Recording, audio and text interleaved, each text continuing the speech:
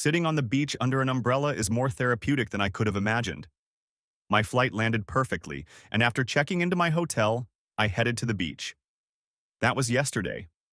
I made it to my cabin where I had dinner, went through the entire liquor cabinet, and went to bed.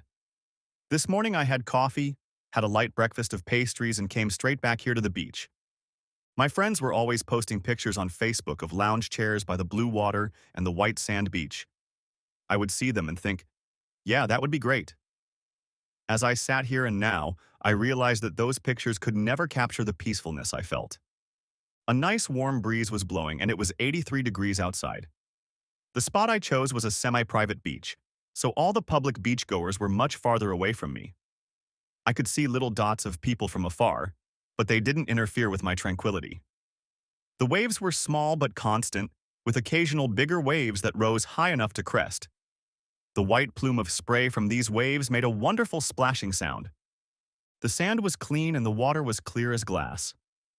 I could stare at it for hours, and almost no thoughts passed through my exhausted brain except the beauty that was before me. In the distance, over the water, a few clouds could be seen. Behind me, around the beach hut, were dozens of large and proud palm trees surrounded by what seemed to be very large northwest rhododendrons. I saw pink, purple, white, and even red flowers on these plants. Color was everywhere here. Of course, all good things come to an end. As I sat there, my phone beeped once. I checked it, and it was a text message from Maddie. Love and miss you, Daddy. Please give me a call. Hope to see you soon. Love, Maddie. This simple message brought tears to my eyes. I would do anything for my little girl, but I guess the one thing she wanted, I couldn't give. She wanted her perfect family back. Unfortunately, she's not alone. I wish I could have it all back too, but we're nowhere near what we used to be. I sent her a text back. I love you too, baby. Just trying to relax. I'll call you tonight, I promise. Love you more. The only thing I had to keep in mind was the time difference. Since she lived on the East Coast and I lived in Hawaii, there was at least a 6 to 7 hour time zone difference between us. I'll have to double check that. With that message, my perfect beach day was postponed. I got up and wandered back to the cabin. For the first time in a long time, I had nothing to do. I mean, literally, no one was expecting me to do anything, and no one was depending on me. I had no job to rush to, no urgent meetings or calls to make. The feeling was both extremely liberating and a little disorienting at the same time. However, I wasn't going to be overzealous in my job search. I decided that I would adopt the philosophy of one of my favorite cartoon characters, the Hakuna Matata. I was once told that, roughly translated, it means no worries. Thank you, Timon and Pumbaa, for letting me steal your saying. I chuckled to myself, remembering my inside joke. I made myself a sandwich and a fruit cup from the food I found in the fridge. It was the best vacation of my life. Unfortunately, it led me to think that he should have been with Caitlin. Well, geez, just thinking about it made me feel bad. I had successfully kept her and our situation from entering my brain for almost an entire day, but now it was bursting back in with force. Before the day got even more shitty, I turned to the liquor cabinet. It too was completely full. When one is in paradise, one must enjoy all that is provided. Perhaps I should copyright this. It could make a decent Hallmark-style postcard. Nevertheless, I found what I was looking for and pulled out a bottle. I poured at least a shot or two into a large cup, added the fruit juice from the unlabeled bottle, and stirred. It probably smelled like pineapple, but whatever it was, it tasted great. I'd have to ask what kind of juice it was so I could buy more later. I put a straw in my glass, grabbed my lunch, and walked back down the beach to sit in a lounge chair. Sitting in it, I raised my glass to the blue sky, to the memory of my marriage. I set it down and took a long sip. The sky didn't toast back, but I think it understood me. Maybe I was starting to lose my temper a little at a time, but either way, I figured it would be okay. I calmly ate my lunch. Once I was done with it, I decided it was time to take at least a few minutes to be productive. I needed to make some calls to tie up the loose ends that were still left. I needed to call Sandra and Tony to settle any legal issues at home. In addition, there was still the question of where to live. Time for call number 1. I hoped Tony was still in his office. I dialed his number and it rang 3 times before he answered. Tony here. Is this you, James? Yes, it's me. So, any news on my situation? To some extent, yes. I filed a motion with the court to revoke his status as a partner. The judge has temporarily put it on hold because Cyrus has only been charged but not convicted.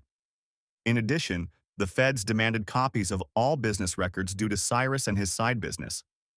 The good news is that Cyrus avoided bail. He was supposed to appear at his hearing today, but he missed it. That's very good for your case and a possible sale.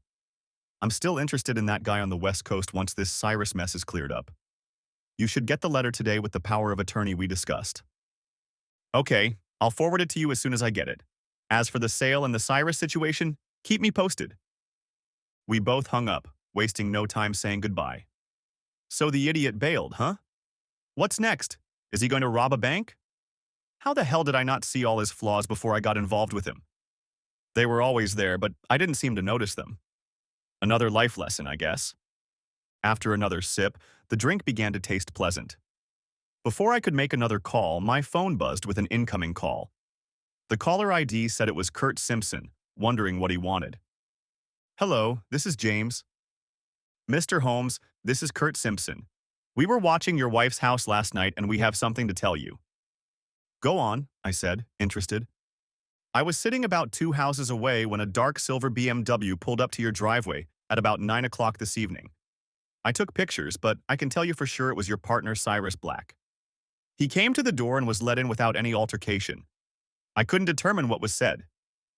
He paused, waiting for me to respond. I had nothing to reply. All I could think was that the bastard had come back for more. How long had this been going on? How the hell did I not notice it? I thought we were happy, but that seemed to explain something about my wife's behavior since this whole thing started. Carry on, I said with that calmness that only comes after a good rum. I sipped some more as I listened. I watched the house all night, and he left around 7 in the morning. When he left, I followed him for a bit and noticed him heading to a small motel about 2 miles away. I left after he went inside. Thanks, Kurt. You've helped me more than you can imagine. You may not tailor now, but I want to ask, did you get pictures or any evidence of last night? My lawyer might need it. Also, make sure you get his location to the cops. I hear he's out on bail and they're looking for him. I grinned. He must be stupid not to bail out and hide better. That's good for him. Yeah, I took some pictures. I didn't think you'd want to know or see them, but I managed to get a decent shot through the window of them together. I'll send them to your lawyer. As for turning him into the police again, you've done that. There's one more thing. We looked into what the ATF found, and it turns out Cyrus was working with one Christopher Hood, a government employee. The feds are staying silent on this, but it seems to me that this is another dirty politician. Son of a bitch. Did the asshole at FEMA work with Cyrus too? The hole is getting deeper. I could run into Alice at any moment. Wow, well, thanks for the news, Kurt. I was just stunned. You're welcome. James, I'm really sorry about that. I hate it when good people are treated like crap. It's one of the reasons I do what I do. I try to bring at least a modicum of justice into people's lives. Thank you. We ended the conversation. Well, wasn't that bullshit? It was already making some sense, though. He wasn't just trying to drive a wedge between me and my wife. He really wanted me out of the picture so he could get her and our business. I don't think I could ever trust anyone again. Ever. I took a deep breath, looked at my nearly empty rum drink, and decided it was time to mix another one. As I walked back to the cabin, an unpleasant thought crossed my mind. What am I going to do now? Where would I live? I knew I never wanted to see her again, so Virginia was out of the question. Where else could I go? And then it hit me. Why not stay here? I mean, certainly not at this resort, but why not stay here in Hawaii? This place was perfect, and I was sure it wasn't worth it to go back to Virginia, except for Maddie. She was away at college anyway and would probably understand me. I had a few more calls to make. I called Sandra next. She wasn't too pleased that I called right before she left. It was almost 6 o'clock in the evening on the East Coast. I apologize for the late call, Sandra, but I'll be brief. I want a divorce, but I want to change the situation so that the cause is her cheating. I want her to be hurt, and I don't want to pay her a dime in alimony if I don't have to. I guess I caught her off guard because she paused for a moment before she spoke. Are you sure about this, James? Very. I just found out that her affair wasn't a one-time thing. I'm no longer willing to listen to her lies. Good. If Kurt has proof of her cheating for me, I can do it tomorrow and I'll call you with the details after she gets the subpoena. I've already asked Kurt to forward everything he has to you. As for notifying me, that won't be necessary. Just send me a quick text message when everything is ready. I don't need any details. Thanks again for everything. James, once again, I'm sorry about what happened, Ed, but I'll do my best to help sort it out. With those words, we both hung up. And just like that, my marriage began its final downfall. I was about to start wallowing in self-pity, but I decided it was time for Hakuna Matata. Screw her. She wasn't going to ruin my life anymore. I finished the last of my rum cocktail and made another. I could get used to this. I put the plate in the sink and sat back in my chair. Now that the main business was done, I needed to move on to the third item for the day. Find a new home. That was easier said than done, especially since I wasn't local. Where the hell was I supposed to live? Perhaps I should contact the concierge. They knew everything anyway. They get paid to know everything about everything, or find someone who does, right? I put on my sandals, took my drink with me, and walked down the walkway to the main building. The side doors swung open, and I was greeted by the hiss of the air conditioner by the door. The whiff of cool air from above was very pleasant, but didn't stop me from continuing on to my destination. The concierge desk was on the left, directly opposite the main entrance doors on the right. She sensed my approach and turned around with a genuine smile. "Good afternoon, sir. How can I help you today?" she asked. It cost me a great effort not to say the first thing that came to mind. She was gorgeous, and I wasn't having the purest of thoughts at that moment. She looked like a local, with long, wavy hair and a lush figure that complemented her flowy dress perfectly. I would have to keep my gaze averted to strike up a human conversation with her. "I hope you can help me. I'm only staying here for a few days, but I've decided that I really like it here and want to stay permanently. Can you tell me where I can find a place to stay for the night? I know it's a strange request, but my life has changed direction lately and this place seems like the perfect place to start over." She paused for a moment before she spoke, apparently digesting the brief life story I had just laid out for her. "Sir, I'm not a real estate agent, but I can tell you that the overall cost of living here is quite high. Also, most of the houses in this neighborhood are overpriced. However, I can give you the name of someone to talk to about it. Would that be okay with you?" "Sure, thank you." She opened a book on her desk, found what she was looking for, and wrote something on a small piece of paper. She tore it off and held it out across the desk. "Here is the name of a woman I trust. Call her. Is there anything else I can help you with today?" "On second thought, yes. What would you like me to do for fun tonight?" "I was thinking of exploring the island, but I have no idea where to start. Also, just curious, what's the name of that unlabeled juice in the room?" Those questions were much easier for her to deal with. She talked about several options that were great for tourists, some starting here at the resort and others requiring a cab ride. She handed me several brochures as well as a handwritten note. I thanked her and turned to head back to my cabin. I could have sworn she threw me a lustful look, maybe even a wink when I thanked her. Maybe I was just wishful thinking. Leafing through the brochures, I found a few that I found very interesting. One was about a helicopter tour of the island. Another was about the military museums located everywhere. I would definitely visit at least the Arizona Memorial for that matter. Hey, I watched the movie Pearl Harbor too. There were a few others that I would review when I got back to the room. Of interest, however, was the handwritten note. The name of the juice, Lilikoi Passion Fruit. To find the house, Leah Mellon, 808-555-1234. Kim, 808-55-6789. I really wasn't ready to get back into the game, but I was flattered that she was flirting with an older guy like me. Either way, it was a nice self-esteem boost. I'd save that number for the future. I guess I had a few more calls to make. Today my phone was busier than any other day in my life. First, I called Leah, the real estate agent. I waited until I got back to the cabin before I called.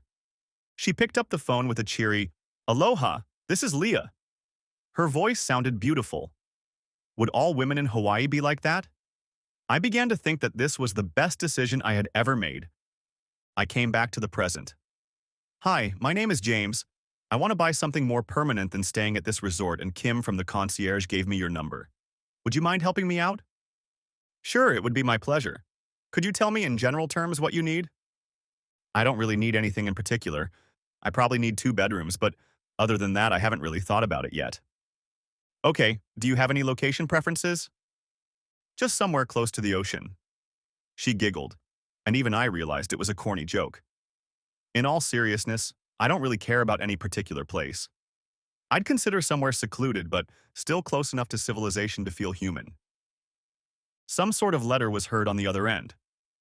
Okay, I'll prepare a list of possible places and we can meet to visit some of them. Does that sound good? Yeah, sounds great, thanks. I'll call you tomorrow. Aloha.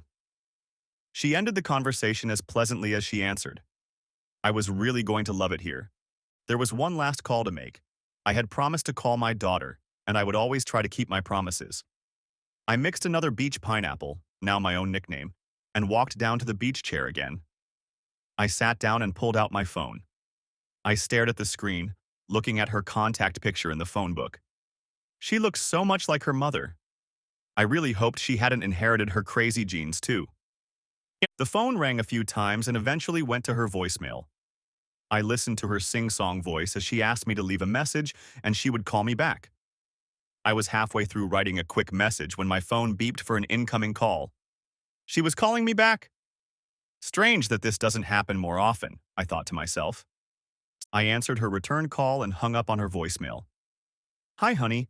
I'm glad you called me back so quickly. I haven't even had a chance to leave you a message yet, I said, smiling. Hi, Daddy. Yeah, we've been a little busy, sorry. I could almost hear her blush over the phone. She said, we. I wonder if she meant she was with her girlfriend or her mother. I really didn't feel like talking to Caitlin, so I decided not to look for an answer. Oh, it's okay. I just wanted to check in on you and let you know I'm doing well. This place is really magical and I hope you can come visit me sometime. Visit? She paused and I realized I'd screwed up. Dad, what are you saying? Oh shit, I needed to work on talking to people more easily. Honey, I've decided to move here permanently. I haven't found an apartment yet, but I'll start looking tomorrow. What? You can't move that far away. Now I'll never see you again. She sounded like she was about to burst into tears. Maddie, you can always come visit and I can help pay you sometimes. I can still visit you, you know? I'm sorry, but it's just something I have to do. Have to? Dad, I know Mom messed up, but do you really have to move halfway across the world? This was the conversation I was truly dreading. I didn't want to hurt my daughter, but at the same time I felt like I needed a fresh start, and I couldn't do that in Virginia. I hesitated with my answer, perhaps even too long. Dad, are you divorcing Mom? Oh my God, you're getting a divorce. She started crying into the tube, and I suppressed the tears within me. I hated to hear my little girl so sad. However, I would do my best to soften her up. Maddie, what I told you before remains true. I will probably always love your mom, but I will never be able to trust her again. As for you, I will always do everything I can to help you. I was serious when I said I wanted you to come visit me. Heck, bring your girlfriend here too. I really want to meet her, and I also want to see you. Heh, she giggled. Now you're trying to buy my happiness? Who, me? Never. She knew I was joking, but it was still nice to hear her laugh on the other end. I thought I heard another distinct female giggle in the background. Okay, you win. Since it's summer vacation, we have time. Send me the tickets and we'll be there. For future reference, her name is Sarah Jones. I had to pull the phone away from my ear as I heard 2 very happy ladies screaming on the other end. Whoa! We're going to Hawaii! Finally, the noise died down and we said our goodbyes. I knew I had a lot of work ahead of me, but the least I could do was continue to show her that I loved her. Once I was done with that call, I leaned back in the chaise lounge and finished my drink. It was still only the middle of the day here, but it was already getting a little late at home. I was still feeling slightly jet-lagged, but not yet enough to get ready for bed. I got up, went back into the house and looked through the brochures again. There was a brochure about a helicopter tour. There was another one about snorkeling, which sounded fun. but probably required a little more effort on my part than I would like right now. I saw the military museums page again and put it on the very top of the stack. I saw an offer for a bus tour of the city that looked interesting and suited my lazy, rum-fueled mood quite well. After looking at a few others, I decided to opt for the bus tour of the city. It sounded fun and didn't require much effort on my part. I called the concierge, and Kim was very helpful in helping me organize it. That girl could get me in trouble while I was here. After locking up the cabin, I headed to the front desk. The bus was already waiting there, so I just got on it and off we went. The tour was 2 hours long and we drove all over the city. There were a lot of cute stores, as well as a few restaurants that I absolutely had to try. I memorized the name of one of them, Island Jim's, which seemed like the perfect place for tonight's dinner. It barely stood out against the facades of the buildings surrounding it and looked like a hole in the wall. I almost imagined it was the kind of place that would have made it onto one of my favorite cooking shows on the cooking channel, with that guy and the crazy hair. I was dropped off at a resort where I changed clothes to go to dinner. I took a cab and sat at the bar. The staff was very friendly and the food was excellent. I ended up eating local tuna cooked by AHI and a local fruit with a name I can't pronounce. While I sat and ate, I did my usual people watching. There was a group of 4 people sitting near the door who looked like muscular athletes. They were laughing, drinking, and looked like they had finished eating a long time ago. Looking over to a table a little further away from them, I saw 3 women eating various fish dishes. To the right of the door sat a couple holding hands and drinking wine after dinner. Farther down the bar from me sat an older gentleman who seemed content to chat with the young woman behind the bar. I guess even an older guy like that has a chance here in Hawaii. I signaled to the bartender that I needed another beer, and as she brought it to me, the guy at the end of the bar hopped off his stool and came over to me. He climbed onto the stool next to me and held out his hand. "Howard Denton," he said as I shook the outstretched hand. "James Holmes," I replied. "So what brings you to this solitary paradise?" he asked. Wow, he quickly got me through to my bones with that question. I realized the truth might shock me, but I wanted to see his reaction.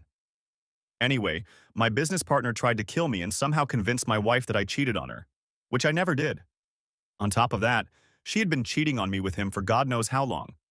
And all this just days before our wedding anniversary? He just started laughing. I wasn't expecting that reaction, but there was definitely healing in his laughter. He laughed so hard it was contagious, and I laughed along with him. This is probably the most confusing situation I've ever heard of, and I need to know.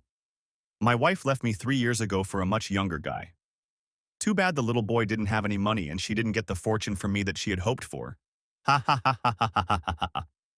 He continued laughing and slapped me hard on the back. "James, you just made my day. Let me buy you a drink."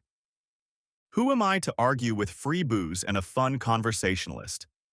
We sat down at the table and had another drink, talking about how the women in our lives were suffering. He seemed to be in a good mood, and I felt envious that my wounds were still so fresh.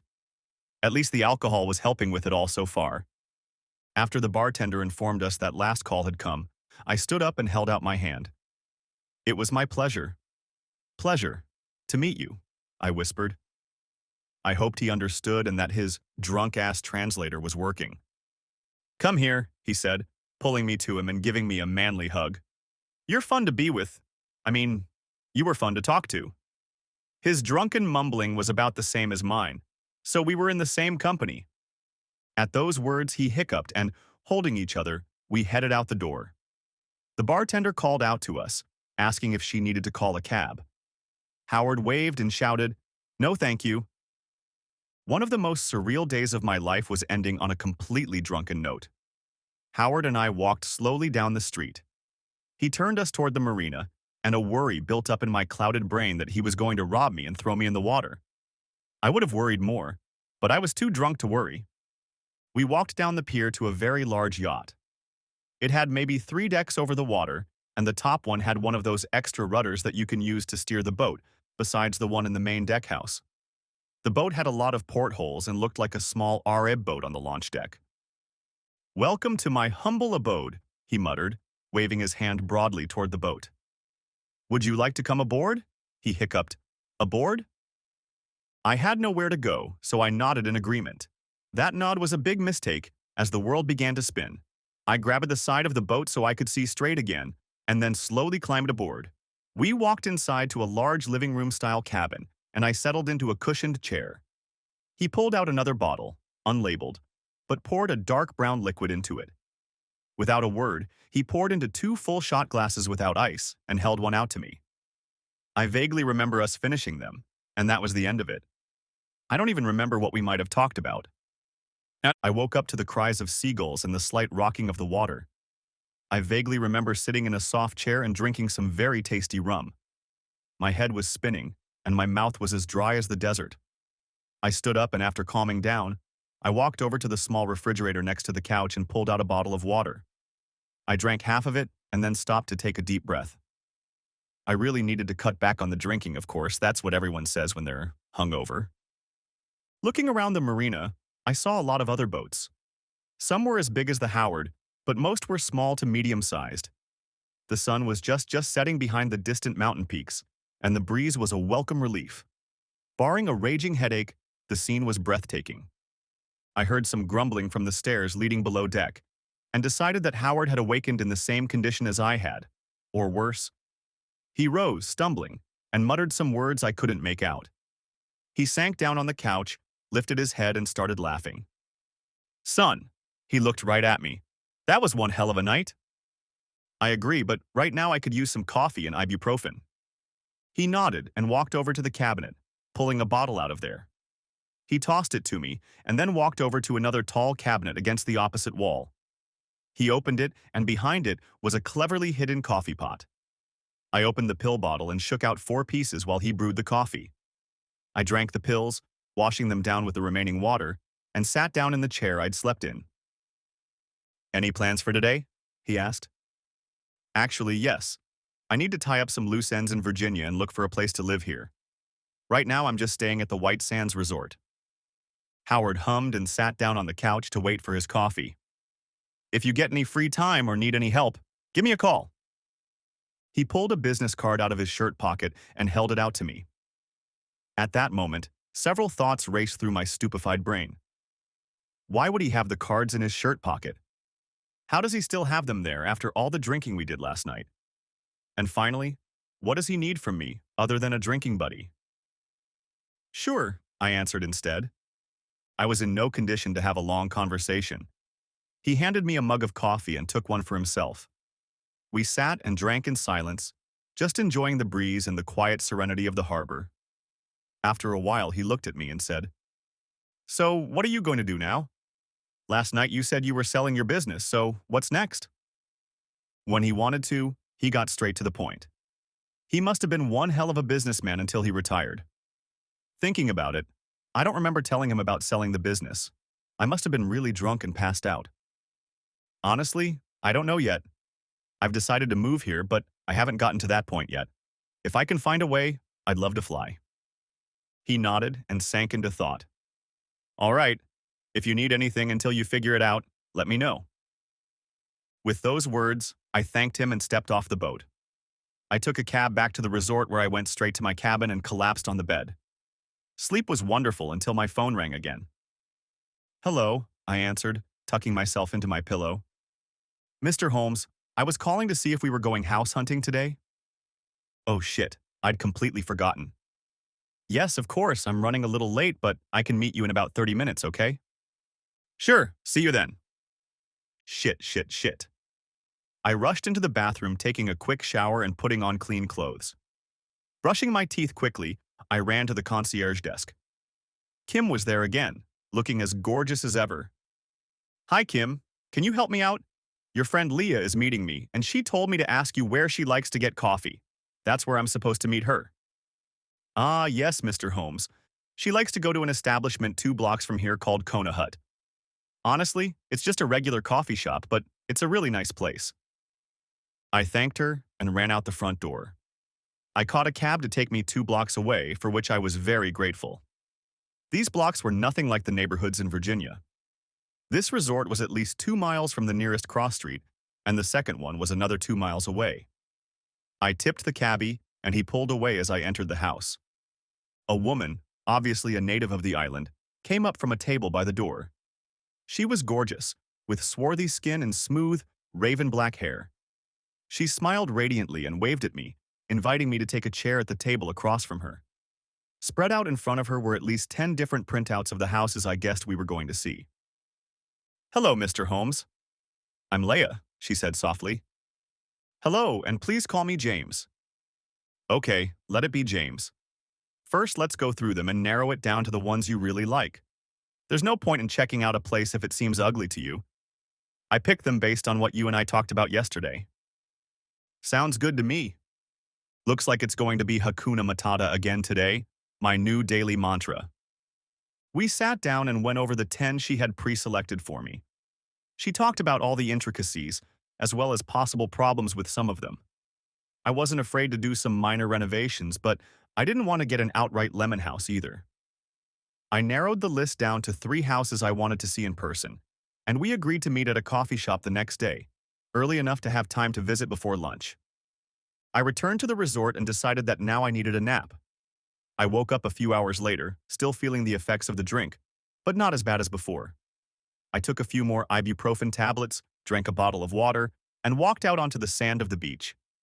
I sat in a chair for a while, just relaxing and listening to the waves. When it was about 3 in the afternoon, my phone rang. "James, it's Tony. There's an update on Cyrus, but I'm just going to send you a link to an article about it. I want to tell you that he won't give you any more trouble. The feds are still going through your company records, but from what they told me, there is no evidence that he used a legitimate business for his illegal activities. The only thing they have found so far is evidence at his warehouse where he planned to use airplanes to fly to Mexico. Due to everything that has happened, the judge ruled in your favor and granted the request to dissolve the partnership. It is now legally 100% yours. Would you like me to pull the trigger on the West Coast proposal, after the feds have sorted it out, of course?" I was stunned. Things were moving fast, but I had never imagined things would happen so quickly. Frankly, I was beyond excited at the thought of having to break this last bond. It made me sad, because the company was like a second child to me after Maddie, but I also felt like I had to get rid of it. Just thinking about it reminded me of Cyrus and how we started this business together. Well, Hakuna Matata. I'll have to read that article later. Probably after rum. Lots of rum. Yes, you're welcome. Thanks again for everything, Tony. After such wonderful news, I felt a rush of energy again. I got up, went back to the main building, and had an early dinner at the on-site restaurant. I checked my phone and opened the link Tony had sent me about the news in Cyrus. There was a large picture of the motel. I assumed it was the same motel that Kurt had said he was hiding out in. Anyway, there were several police cars from different agencies and departments in the picture, and even a SWAT van. The article was short on details, but basically said that the FBI coordinated the raid on the motel with the help of the ATF and local law enforcement, responding to an anonymous tip about fugitive Cyrus Black. Authorities believe he is armed and extremely dangerous. The raid turned up a lot of evidence, but the fugitive is still at large. It seems he's finally figured out how to run like a criminal. I was concerned that he might cause trouble in the future, but for now, he was out of the picture. With so many cops keeping an eye on him, I at least hoped he'd stick around for a while. I had a great night's sleep that night and woke up refreshed. I took one last look at the 3 houses we had chosen and then went to meet Leah. She took me to all 3 houses, and honestly, all 3 were just fine. I didn't fall in love with any of them, at least not enough to buy. She took me to lunch where she asked me a few questions and said she would continue to hunt for me. Leah took me to a resort and said she would keep in touch. For the next few days, I didn't get out of my lounge chair. True, a few times I got up and went to the gym so I wouldn't get flabby from the delicious food and booze. After a few days sitting on the chaise lounge, it hit me. I was watching the birds go by and a few boats when I realized the answer was right in front of me. I called Leah and asked her to look for boats for sale that could fit into the space I was asking for. She laughed until she realized I was being serious and said she would contact me. I'm sure boats aren't her specialty, but it wasn't a big deal. It took another 2 days, but she came to the resort and sat with me on the beach. She showed me several options and I immediately saw the one I wanted. Of course, I would still go see it in person, but I fell in love with it almost immediately. The picture showed a tall and proud wooden boat. The hull was all white, with dark railings and trim all around. The plaque stated that the boat was 36 feet long, had 5 berths and 2 heads, and had been launched in 1972. I guessed that berths meant bedrooms and heads meant bathrooms. The ship had a new Cat diesel engine and had recently cruised to Alaska and back. Her name was Lady of the Night, and she was offered at a price I was quite happy with. We took a personal tour of the old girl, and my goodness, she was gorgeous. The interior had been restored and cared for as well as the exterior. It was obvious that love had been put into the care of this boat. I told Leah I wanted her and to work her magic and get her for me. I spent the rest of the day on Cloud 9 thinking about how much fun I would have on this boat. Now all I had to do was decide what I was going to do for the rest of my life. I felt like I was asking myself the old question, what do you want to be when you grow up? I knew without a doubt that I still wanted to fly. It was my first love, my first passion. Unlike the cheating wife I loved, flying would never let me down. I would never work for the government again. That was absolutely certain. That asshole from FEMA just got it into his head that you can't trust anyone. Maybe I could do something for myself. I was wondering if there are any charter services around here. Maybe I could find one of the small islands where a few people live or have tourists and transport them. I thought of a Harrison Ford movie and thought that would be fun. Anyway, food for thought. I'd ask Kim. This woman knew everything, plus she was always a pleasure to talk to. Despite all this, I needed to finish up with official business so I could get back to my beach pineapple drinks. Surprisingly, those drinks never made me feel hungover, except when I was hanging out with Howard and drinking that dark stuff. The juice must be hydrating me? Guess it didn't matter. I went to the resort's main building, their mobile office, and printed out the power of attorney document Tony had sent me. I reread it twice, checking to see if I was giving him too much authority. It was exactly as I had requested, namely that it gave him only the authority to transfer assets and funds in connection with the sale of my business and partnership. I filled out all the necessary information and took it to the main desk. I asked Kim if she could notarize it, and she said she could. I signed the document, she stamped it by pulling it out of the desk drawer, and then signed it herself. Is there anything this woman can't do? She was even able to arrange to have the letter sent by priority mail back to Tony in Virginia. While she was preparing the envelope, I asked her about local charter flights. She said there were several, but it all depended on the destination. She handed me 2 brochures advertising flight services to some islands, and I thanked her. I would make my own inquiries about how far and how often these services flew. That night's sleep was again fairly restful. Over the next few days, time seemed to fly by unnoticed. The sale was to take place as soon as the feds finished their investigation. Cyrus was still on the run, and Caitlin was handed the paperwork.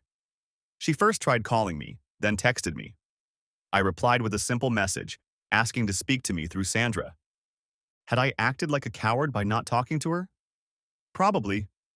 I justified myself by saying that she would try her best to talk me out of the divorce, and I had no desire to stay married to her any longer. Eventually, I would have to talk to her, but I was going to put it off as long as possible. It wasn't easy, but with most of my savings and my retirement fund cashed in, I was able to buy the boat. I paid to have it temporarily moored on Oahu and worked with the locals to get it cleaned up and ready for occupancy. The main sticking point was actually my wife. She didn't want a divorce and at first thought she could talk me out of it. Thankfully, she wasn't trying to force counseling on us or anything, but she did think she could convince me that she loved me enough to reconcile after her betrayal. Anyway, through my lawyer, I told her to go screw herself and find Cyrus if she really wanted to have fun that badly. I know it was a low blow, but I felt she deserved it. Eventually, I had to go back to Virginia to settle things once and for all. I spent as much time with Maddie as I could and promised her again that I would call or email her often. I did have to see Caitlin once, though, and it was the hardest 30 minutes of my life. I know I messed up, but I want to spend the rest of my life making it up to you. I only love you. I don't want this divorce, she pleaded with me. So what's in it for you, Cyrus, then? How long have you two been having fun? I know it wasn't just the one time I saw you. I swear it was just one time, James. As crazy as it sounds, I wanted you to walk in on us so you could feel the pain I felt when I thought you were cheating on me. I know how stupid that sounds now, but that's what I felt at that moment. I'm sorry for what I did. If I could take it all back, I would. Okay, what about a couple nights after I left town? I know he used to come here and stay the night. Did he just sleep on the couch that night? She turned pale and her eyes got very wide when she heard this. Yes, that's what I thought. You really think I'm that stupid, don't you? I've been blind to it for a long time. I guess love works that way. I gave her a hard look. He must have been really good if he was worth giving up everything for. James, I'll do anything. Please don't leave me. It meant nothing to me. And I'll never do it again. I'm so… Shut up, I yelled. I'd had enough of her shit. Enough. I don't want to hear it anymore. You drove away the life we were supposed to have together. You did that. You destroyed the one thing I believed in, no matter how shitty everything else was. You killed my love for you, just like he tried to kill me. After that, she just started sobbing. It was almost comical.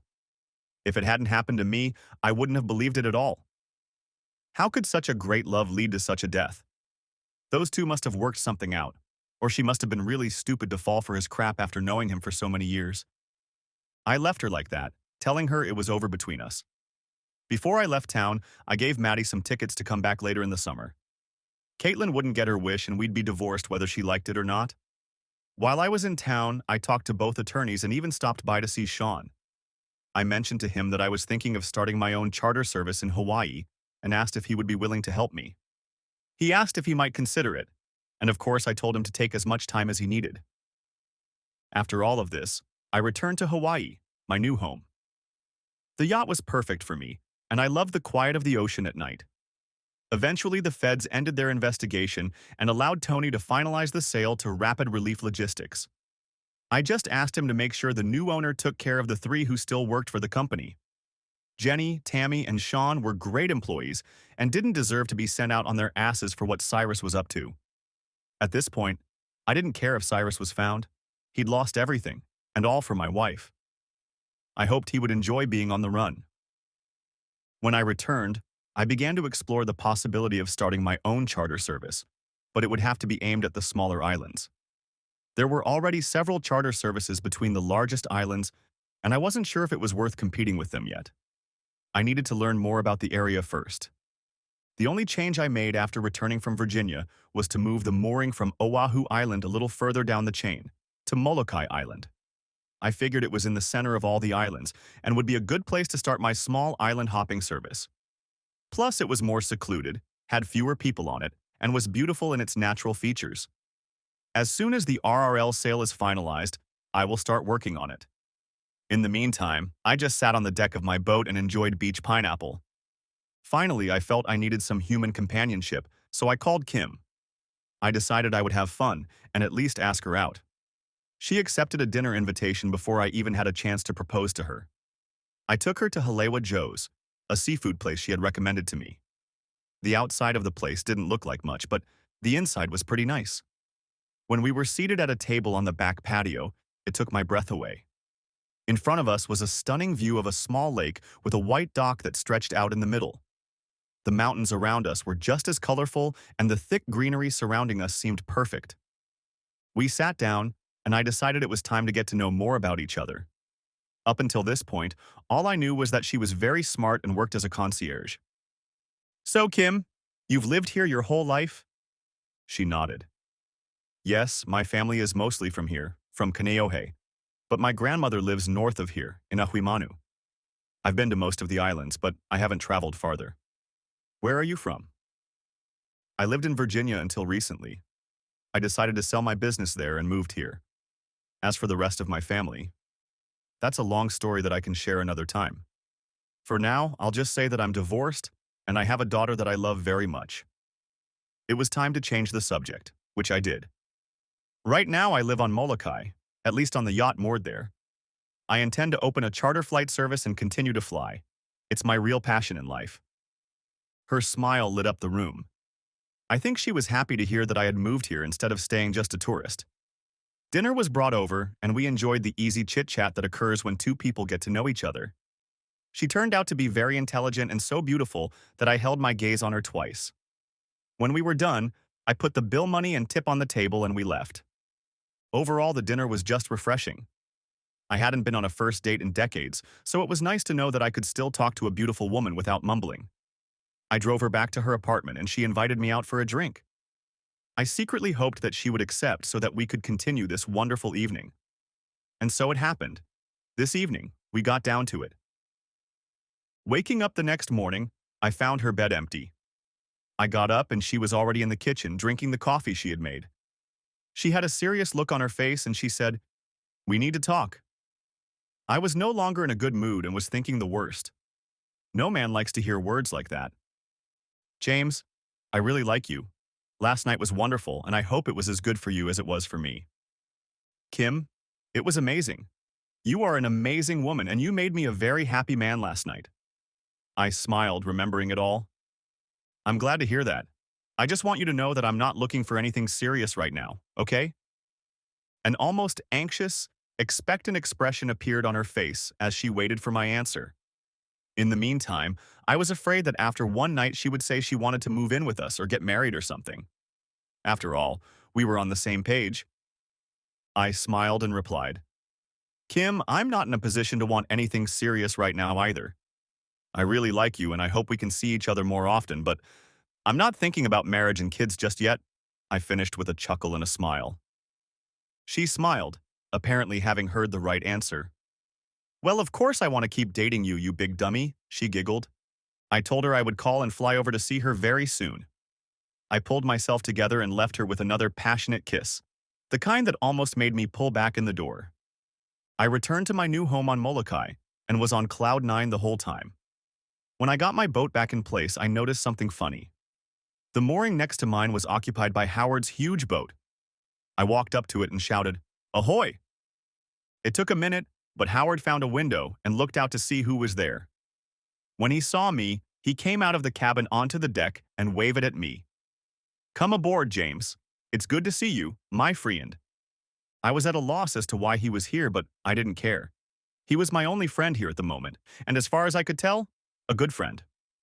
We made our way to his quarters and took our seats. I took the same cushioned chair, and he preferred the couch. "James, I like your choice of port. This really is a great place to set up store. It was nice on Oahu, but it's serene here." "Thank you, Howard. I'm glad you like it." "You're probably wondering why I'm here." "The thought had crossed my mind," I replied with a smirk.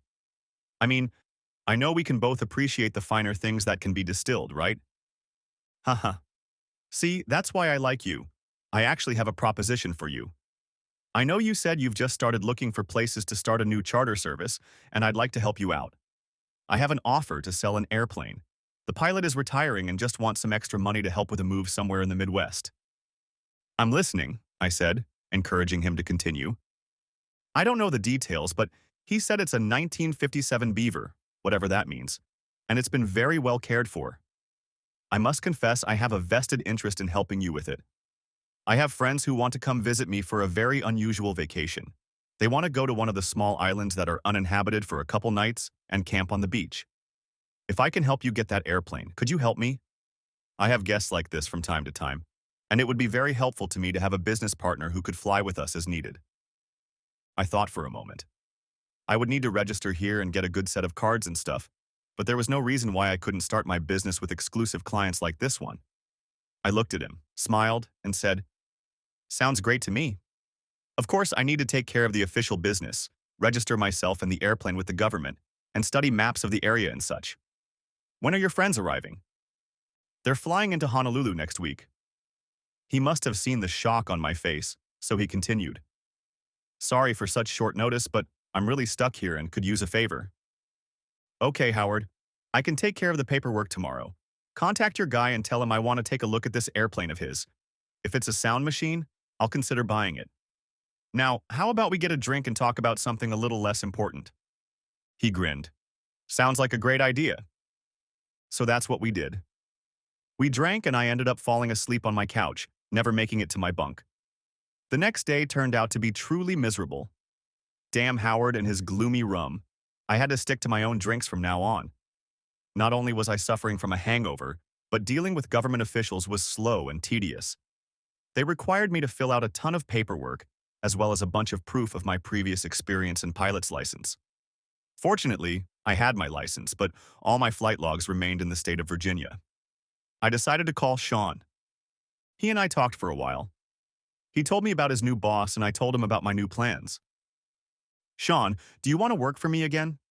I can't promise a big paycheck, but I have an extra room on the yacht where you can stay, and the location will more than make up for the temporary pay cut. You know, that sounds like a pretty good idea. This new guy, he's not bad, but he's not the best either. He's already told Jenny and Tammy that he doesn't really need them since he has his own people in the office taking care of things. He really only needs the airplanes, a mechanic to keep them running, and a few pilots. He hired 2 new pilots, a man and a woman. Both of them are assholes, and I mean that in the nicest way possible. Both of them have their noses stuck so high in the air, I wonder how they can still breathe. I laughed a little at his description.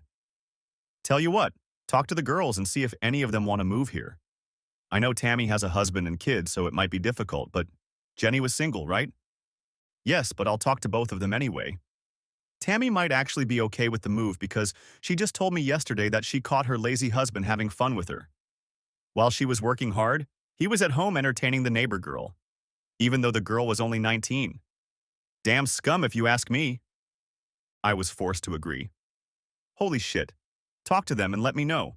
I'm on Molokai right now, and I've already got a line on a plane I need to check out. I could use some help and some familiar faces wouldn't hurt either. Also, I need you to send me all my flight logs from the office so I can register with the state. Okay, I'll get them right away. James, don't look at that airplane until I get there, okay? Sure thing, buddy. I'll send you the tickets for tomorrow's flight and then we can discuss the details. Also, let me know what the ladies want to do. We hung up and I felt much better knowing that at least my friend Sean had my back. The next day started without incident. I had sent him the electronic ticket receipts the night before, so he should be flying somewhere over the Pacific by now. I spoke briefly with Howard about Sean's arrival, as well as his friend and the airplane. He assured me that the airplane was serviceable, but I told him I wanted to check it out with my friend to help me. Sean arrived late in the afternoon and took a small plane from the Honolulu airport to our local airstrip on Molokai. I took a cab to the airport and waited for him. As soon as he got off the plane, I waited for him to give him another big hug. He wasn't a particularly sentimental guy, but after so many experiences and a long separation, it was only natural. He and I had been through a lot together, that's for sure. We took a cab to the dock, and I showed him his bunk. He threw his suitcase in there, and we went to Howard's. He called a friend and said the plane would be about an hour later, since he had to fly from another island. We waited on Howard's boat drinking iced tea. Hydrating before dehydration is a good thing every now and then, right? After about an hour of idle chatter, we heard the roar of an engine as the seaplane approached the dock. Apparently, he was a good pilot and brought it right up to the dock. We walked out to the plane and it looked like it was in immaculate condition. The pilot opened the door and stepped out, shuffling one foot after the other. The woman piloting the plane looked to be in her late 50s and was still gorgeous for her age. She walked over to Howard, shook his hand, and then turned to me. "You must be James, right?" She held out her hand and I took it. "I'm Martha, but everyone calls me Marty." "Nice to meet you, Marty." I shook the outstretched hand. "This airplane looks amazing." I was a little worried when I found out it was a 1957 model, but it doesn't look its age at all. Neither does the pilot, I thought to myself. "Well, thank you. I did all the restoration work myself, most of it in the last few years," she said, glowing with pride. "Do you mind if my friend and I take a closer look?" I asked. She only waved at the bird, smiled, and stepped aside, Howard. No sooner had we gotten inside than they were having some sort of whispered conversation. The inside was very well furnished. All the seats had white leather upholstery, and the gauges on the control panel looked new. Even the windows were in great condition, not scratched like I expected. Sean got out and opened the engine hatch and looked inside and saw the 627 SMOH motor. He fiddled around, fiddled with a few connections and ran his hands over one of the propeller blades. Sean had me turn the control knobs and rudder pedals a few times and made sure all the parts moved easily and effortlessly. There were no squeaks or other noises that might indicate tired mechanical parts, although he would probably remove some parts to visually make sure everything was in order before letting me fly it. After about 20 minutes of inspection, he looked at me and grinned. I turned back to the pilot and smiled. "Marty, I think we like her. What do you want for her?" She looked like she was deep in thought for a moment. I was asking 450,000 for her, but I'll take even 400 for you. It was a lot of money, but perhaps it was worth it. On the mainland, you could get at least 500,000 for these airplanes in this condition. Marty, if you can get down to 375, I think we have a deal. I think I can go down to that. We agreed and went to Howard's cabin for a drink. Marty limited herself to one drink so she could make the flight home in time. She briefly told us about her time in the islands and that her husband of almost 30 years had just passed away from cancer. She decided it was time to return to the mainland to be closer to her grandchildren. I sympathized with her loss, but at the same time thought it was really great that she had a wonderful family to spend the rest of her life with. We agreed that I would pick up the plane as soon as the financing ran out, and we said our goodbyes. She sailed away from the dock and then accelerated and took off towards her island. Sean and I said goodbye to Howard and returned to our boat. Sleep came slowly that night. The weather got a little worse than usual, and a storm blew through that always made the boat rock. The next few days were stormy, but eventually things cleared up. It took another week to complete the financial paperwork, but I was now the proud owner of a 1957 de Havilland DHC-2 Beaver seaplane. Sean and I took the boat on a day trip to her island. He drove the boat back to our dock and I piloted the airplane. The old airplane was a pleasure to fly and gave me absolutely no trouble at all.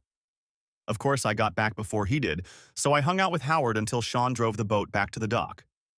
Over the next few weeks, we got all the official requests and licenses in. Our business, Puddle Jumpers, was born. Jenny, the office clerk, decided to stay in Virginia and took a job with FedEx. Tammy, our former office manager, decided that she and her 12-year-old daughter needed to start a new life away from her unfaithful husband. Hawaii was quickly becoming the place everyone wanted to go to make a fresh start. I helped her move to the island and she rented a place in town. She occupied a small 2-room commercial space with us, claiming, of course, a larger office for herself. I used the other room, and Sean almost always stayed with me when he wasn't working on the airplane. True, he found a few other part-time jobs at the marina to supplement his income. All in all, we weren't busy at all, and we loved it. It was about 2 months later when I received a package in the mail. My divorce had been finalized the day before. It was a somber day, but I knew it signaled the official beginning of the rest of my life. That night, Sean and I decided that the little tiki hut bar on the beach needed our attention. He always had my back, and he knew I needed to go and completely forget that night. In fact, the bits I remember were pretty funny. I stayed away from tequila this time, but the spiced rum worked on me almost as badly as the last time. We both woke up with terrible hangovers and promised each other to stay away from that tiki hut for a while. About a week later, my daughter was finally due to come visit. She was going to spend a week at my place, right before the start of a new semester at college. I made 2 beds for them, although I was sure one of them would just be a glorified closet. I also went to the store to make sure my galley was as well stocked as possible. I picked them up at the Honolulu airport and was going to take them to my home on Molokai by seaplane. When I saw them exit through security, I rushed over to her and gave her a big hug. I missed her very much and told her so. Maddie, oh my God, I missed you so much. I looked at her friend and smiled. And who is this beautiful lady? Daddy, this is my girlfriend, Sarah Jones. Sarah, this is my dad. It's a pleasure to finally meet you, Mr. Holmes. After meeting your wife, pardon me, I meant to say. Well, anyway, I was really looking forward to it. The poor girl looked so nervous I had to rescue her. Time to get her used to my motto and hopefully set the tone for the entire next week. Please call me James or Daddy if that's more comfortable for you. While you're here, I want you both to just relax and enjoy yourselves. If you need anything, let me know and I'll get it all for you. Well, ladies, grab your things and we can head to the local terminal. I'll explain everything else on the way. With those words, they ran to get their bags and met me at the local terminal. I say local terminal, but it was actually a couple rows of seats with benches next to a sliding door overlooking the tarmac. There was a counter, which was usually deserted, and that was it. Oh, and a guard at the door to keep the kids from running out. We stepped out onto the sidewalk and I led them to the plane. Like a seaplane, it had pontoons, but if necessary, landing wheels could be extended out of these floats to land on a real runway. I loaded their stuff into the hold and we sat down and buckled in. We took off, and I pointed the nose of the plane toward Molokai. So, are you two looking forward to next semester? Definitely, Mr. H. I mean, Dad. Sorry, it's going to take some getting used to, Sarah said with a blush on her cheeks. Maddie's mom usually prefers either Caitlin or Mrs. H. I was surprised to hear that she kept my last name, but oh well. I didn't want her to die, a horrible death anymore, but I also didn't want to be around her. Don't worry, I need to get used to it too. Anyway, it's fine. We moved in together and school this year shouldn't be as bad as last year, Maddie finished. I remembered well her complaints about exams and the stress she was feeling. I was very happy to hear that things were getting better, at least in that respect. Maddie, Sarah, I want you both to have a great time while you're here. Unless you want to go somewhere else, I've cleaned and set up the rooms on my boat for you to stay.